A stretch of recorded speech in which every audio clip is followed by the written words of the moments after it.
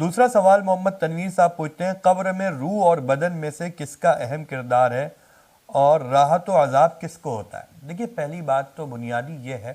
ہم اہل سنت والجماعت کا عقیدہ یہ ہے کہ قبر میں عذاب روح کو بھی ہوتا ہے اور جسم کو بھی ہوتا ہے، روح کو بھی ہوتا ہے اور جسم کو بھی ہوتا ہے۔ یہ بات ہماری عقائد کی کتابوں میں موجود ہے،